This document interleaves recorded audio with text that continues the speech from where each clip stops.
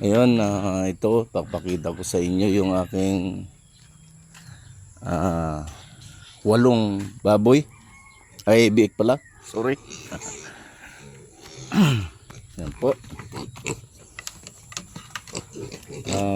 Hiniwalay ko mga kagre kasi hindi pantay-pantay ang laki nila. 4,000 ang bawat isa nito. Ayun sa kabila. Pero magkakapatid to mga kagre. 4,500 ang bawat isa. 8 po. Kung paano natin papantay-pantay ang laki nito, ang tabayan nyo sa aking susunod na vlog. Ayan po. Gagastos tayo dito sa 8 baboy. Kasama sa vitamins, ipapakita ko sa yung listahan sa sunod kong vlog. Kung maibenta ito, gagastos tayo ng 60,000 pesos. Yan po. Yan ang aking farm.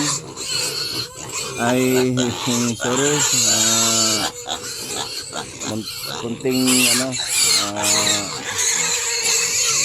tulungan, backyard. Sa sunod na vlog ko, ililipat ko to sa kabila. Ay, 2 kulungan ko.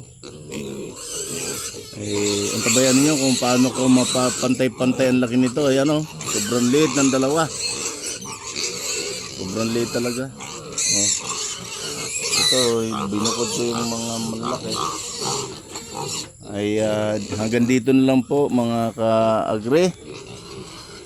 Mga idol, antabayan ninyo kung paano ko mapalaki ng pantay-pantay ito. Maraming salamat po. Magandang umaga.